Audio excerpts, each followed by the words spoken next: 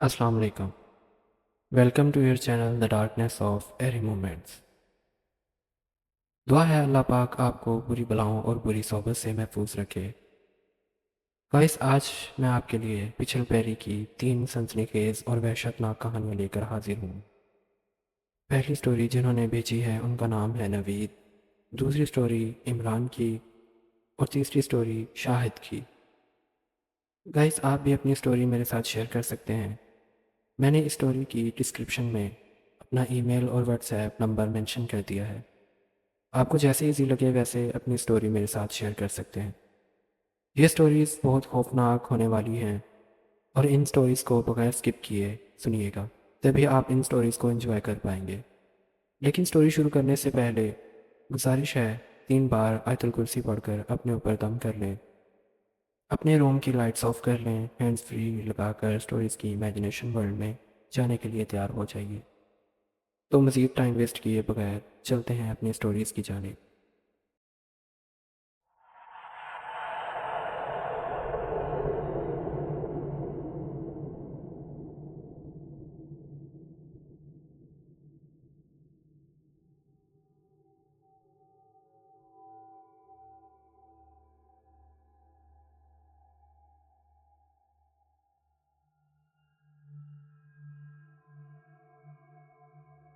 मेरा नाम नवीद है और मेरा ताल्लुक़ कसूर के एक छोटे से गांव से है।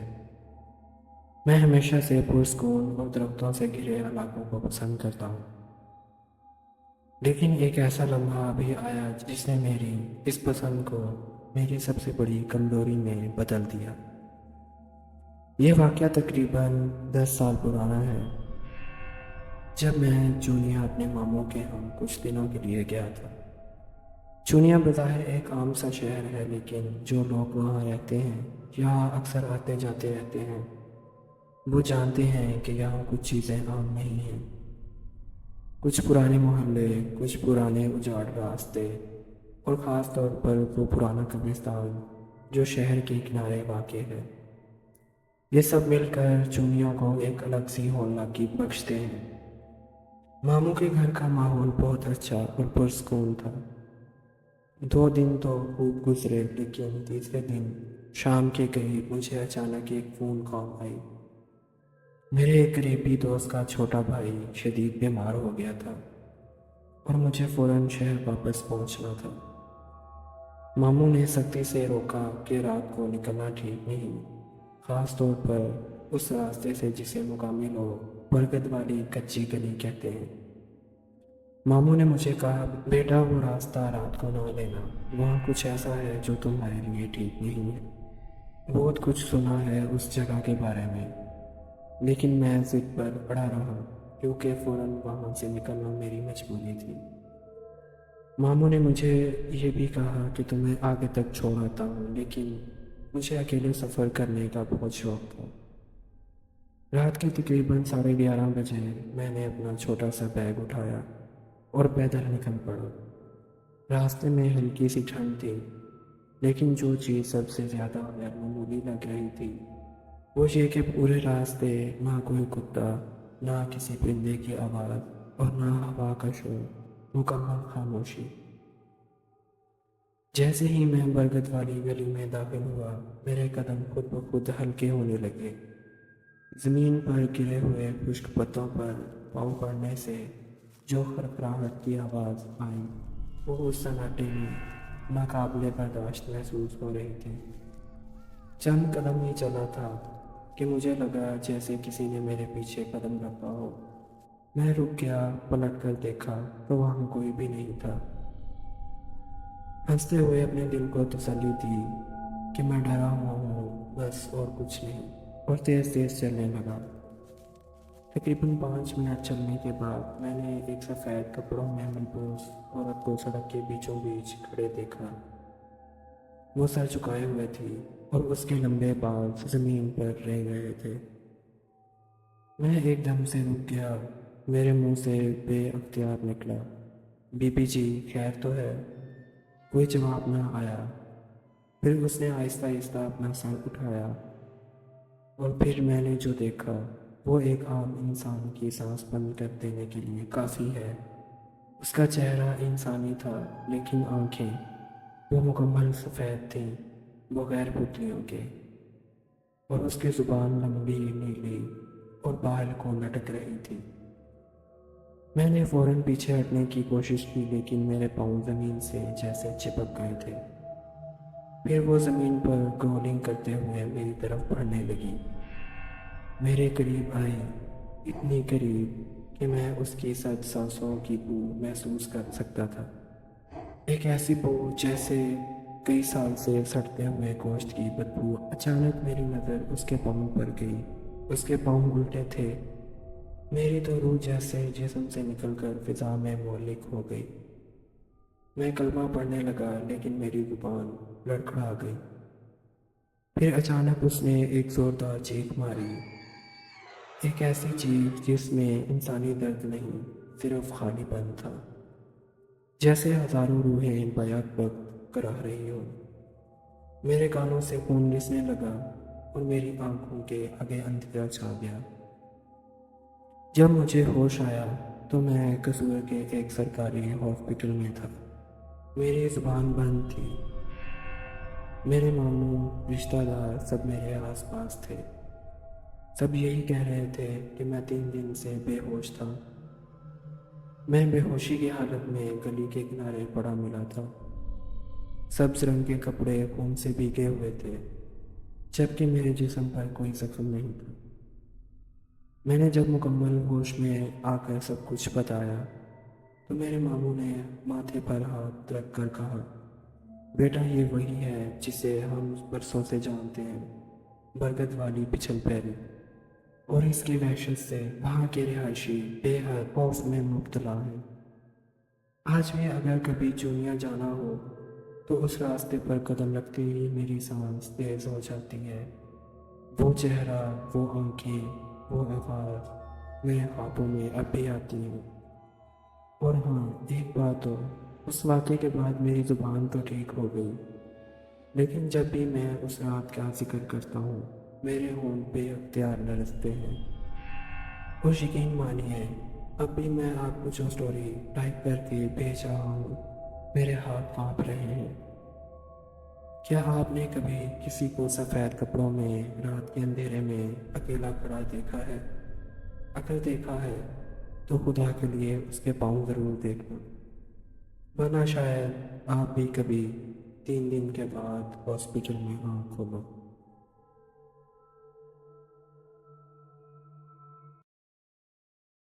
स्टोरी शेयर करने के लिए आपका बेहद शुक्रगुजार हूँ।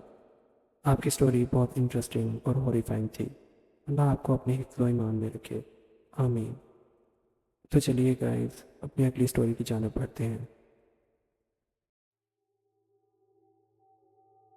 मेरा नाम इमरान है। मैं पिछले 8 साल से लाहौर में रिक्शा चला रहा हूँ। दिन के वक्त तो हालात नॉर्मल होते हैं, लेकिन मेरी ज़्यादा कमाई रात के वक्त होती है, जब दूर दराज इलाकों से लोग सस्ते किराए पर सवारी मांगते हैं। ये वाक़या पिछले साल सर्दियों की एक सुनसान रात का है, जब मैंने एक ऐसी सवारी बिठाई जिसने मेरी रूह तक को झंझला दिया। रात के 1 बजे का वक्त था, जब मैं रेलवे स्टेशन के करीब खड़ा सस्ती चाय की घूंट ले रहा था। ठंडी हवा में सर्दी हड्डियों में उतर रही थी। तभी एक लंबी चादर में लिपटी औरत आहिस्ता आहिस्ता मेरी तरफ आई। चेहरा तो नज़र नहीं आ रहा था। वो धीमी और संजीदा आवाज़ में बोली, शाहपुर जाना है, किराया दूंगी जितना मांगोगे। मैं थोड़ा हैरान हुआ। रात का पहर, शाहपुर जैसा वीरान इलाका और अकेली औरत। लेकिन फिर दिल को समझाया, छोड़ यार, सवारी है, किराया अच्छा दे रही है। और फिर मैंने उसे बिठा लिया। जैसे जैसे हम शहर से दूर शाहपुर की तरफ जाने लगे, माहौल बदलने लगा। पहले तो हर तरफ सन्नाटा छा गया, फिर अचानक एक अजीब सी ठंड रिक्शे के अंदर आने लगी। अच्छा, मैं आपको बताता चलूं कि मेरा रिक्शा दोनों तरफ से ढका हुआ है। यानी ड्राइविंग सीट और पैसेंजर सीट के दोनों तरफ शीट से बने हुए दरवाजे लगे हुए हैं और उन दरवाज़ों के साथ अंदर की तरफ पर्दे भी लगे हुए हैं, जिसकी वजह से ठंडी हवा किसी हद तक अंदर नहीं आती। लेकिन उस वक़्त न जाने कहाँ से इतनी ठंडी हवा महसूस होने लगी, जैसे किसी ने जानबूझकर दरवाजे हटा दिए हों। मुझे अपनी सांसें भारी लगने लगीं और दिल में एक बेचैनी सी बैठ गई।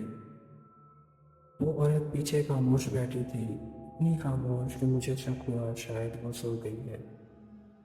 मैंने हिम्मत करके कहा, बीबी सर्दी तो नहीं लग रही? अगर लग रही है तो पर्दा बंद कर दो। कोई जवाब न आया। मैंने पीछे मुड़कर देखने की कोशिश की, लेकिन उसने चादर में अपना चेहरा छुपा रखा था। सिर्फ एक बात अजीब लगी, उसके पैर नजर नहीं आ रहे थे। जैसे ही हम शाहपुर के करीब पहुंचे, अचानक एक जोरदार आवाज के साथ रिक्शे का पीछे वाला टायर पंक्चर हो गया। रिक्शा एक तरफ लड़खड़ाया। मैंने फौरन ब्रेक लगाई और नीचे उतरकर पंक्चर देखने लगा। उस लम्हे अंदर कुछ हलचल महसूस हुई। मैं फौरन पलटा। पीछे वाली सीट खाली थी। वो औरत वहाँ नहीं थी। ना कोई आवाज़, ना दरवाज़ा खुलने की आहट, कुछ भी नहीं। बस सीट पर पड़ा था एक लंबा उलझा हुआ बालों का गुच्छा। मेरे हाथ कांपने लगे। मैंने टॉर्च चलाई, इर्द गिर्द देखा, लेकिन वो कहीं नहीं थी। ना सड़क पर, ना खेतों में। और तब मैंने एक बात नोट की। मेरे रिक्शे के हैंडल पर पानी के चंद बूंदें थीं, जैसे किसी के ताज़ा आंसू गिरे थे। मैं रिक्शे को धकेलता हुआ शाहपुर चौक की तरफ ले आया, जहाँ एक पुराना चाय वाला हर वक्त खुला रहता है। मैंने उसे पंचर का बताया और साथ वो अजीब वाकया भी। वो कुछ लम्हे खामोश रहा, फिर एक लंबी ठंडी सांस लेकर बोला, भाई तू बच गया। मैंने चूम कर पूछा, क्या मतलब? वो बोला, ये कोई पहली बार नहीं है। हर कुछ माह बाद एक ऐसी ही औरत शाहपुर के रास्ते में नजर आती है, अकेली चादर में लिपटी रिक्शा या गाड़ी में बैठती है, फिर वो सब वापस नहीं आते। वो औरत नहीं है, वो पिछल पैरी है, जो शाहपुर के पुराने कब्रिस्तान की तरफ रहती है। जो मर्द उसे बिठाता है वो कभी वापस नहीं आता। मैंने उस वक्त उसकी बात मजाक समझी, लेकिन फिर उसने अपने मोबाइल में मुझे एक पुराना मुकामी अखबार का तराशा दिखाया, जिसमें एक रिक्शा ड्राइवर की गुमशुदगी दर्ज थी। वक्त रात 1 बजे, जगह शाहपुर रोड। तब से आज तक जब भी रात के वक्त रिक्शा चलाता हूँ, कुरान की आयत पढ़ता हूँ और सूरा यासीन खत्म करता हूँ। और अगर कोई भी औरत चादर में लिपटी शाहपुर या उस जैसे वीरान इलाके की सवारी मांगे, तो भाई रिक्शा रोकने का सवाल ही पैदा नहीं होता, क्योंकि मैं अब जान गया हूँ कि हर सवारी इंसान नहीं होती। अगर आपको कोई औरत अकेली मिले और कहे शाहपुर जाना है, तो रिक्शा हरगिज़ मत रोकना, क्योंकि अगर आप उसे ले गए तो आप कभी भी वापस नहीं आ पाओगे। स्टोरी शेयर करने के लिए आपका बेहद शुक्रगुजार हूँ। आपकी स्टोरी बहुत इंटरेस्टिंग थी। अल्लाह पाक आपको अपने हिफ्ज़ व ईमान में रखे। तो गाइस, चलते हैं अपनी अगली स्टोरी की जानिब।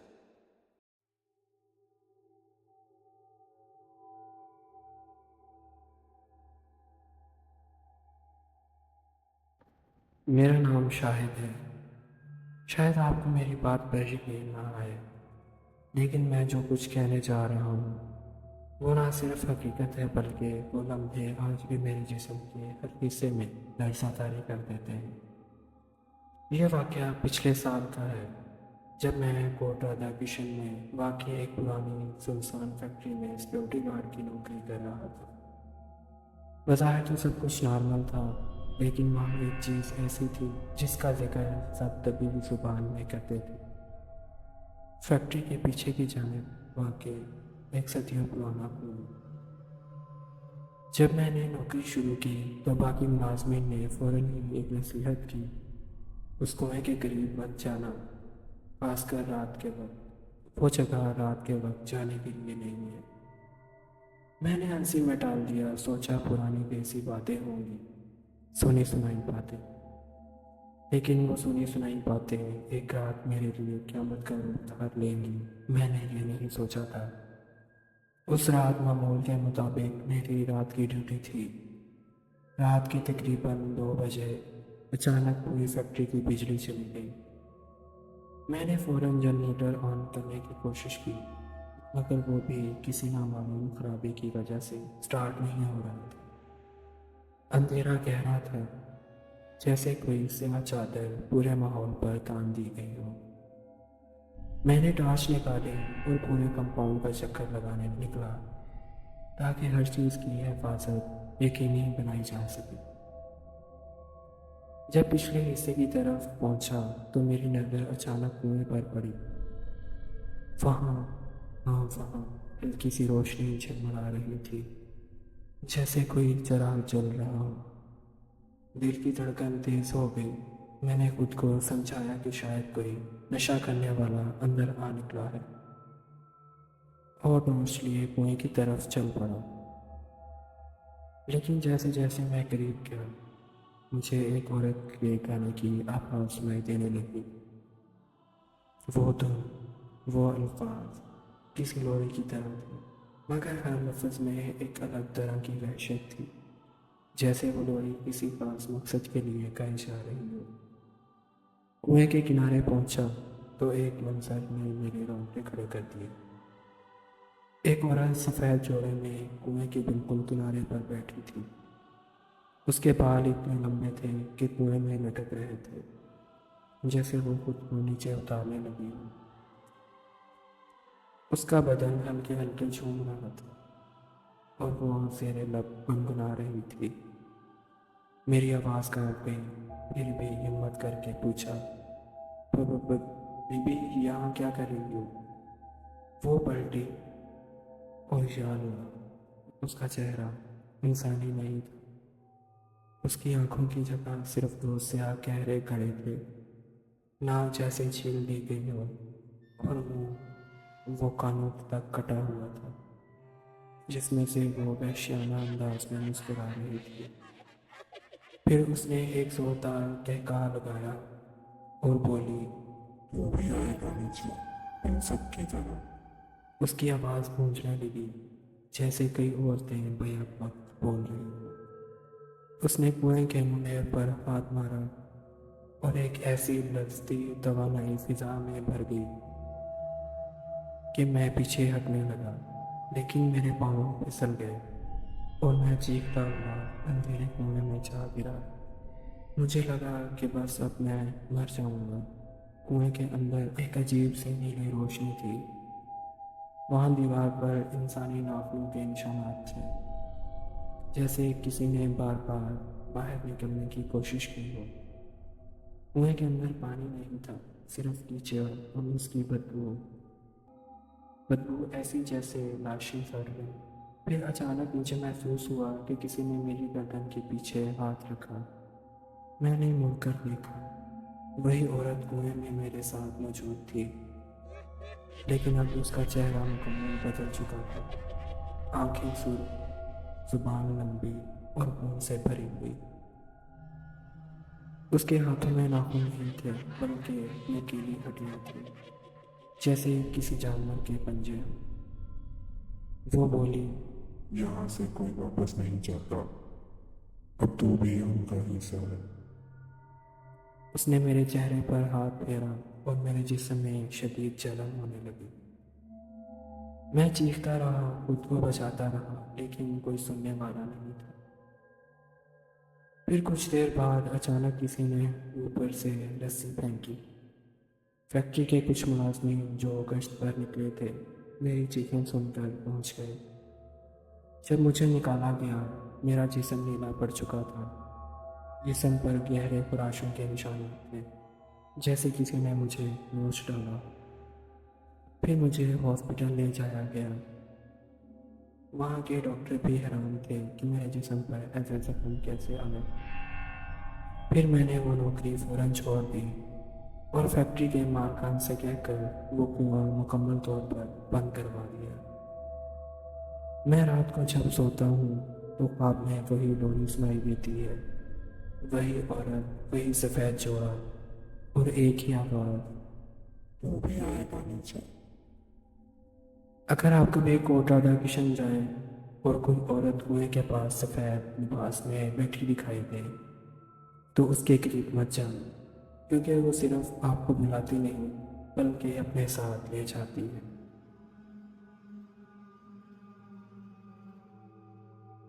स्टोरी शेयर करने के लिए आपका बेहद शुक्रगुजार हूँ। आपकी स्टोरी बहुत इंटरेस्टिंग और हॉरिफाइंग थी। अल्लाह आपको अपने हिफ्ज़ और ईमान में रखे। गाइस, आप सबको स्टोरीज़ कैसी लगी कमेंट्स में लाजमी बताइएगा। इस चैनल को सब्सक्राइब और बेल आइकन प्रेस कर दें। इससे ये होगा कि आप इस चैनल की फैमिली का हिस्सा बन जाएंगे और मेरी हर अपडेटेड स्टोरी सबसे पहले आप तक पहुंच जाएगी। अब मुझे दीजिए इजाज़त। इंशाल्लाह आप सबके लिए एक और सनसनी खेज कहानी लेकर दोबारा हाजिर होऊंगा। तब तक अपना और अपने घर वालों का ख्याल रखिएगा और मुझे अपनी दुआओं में याद रखिएगा। अल्लाह हाफिज़।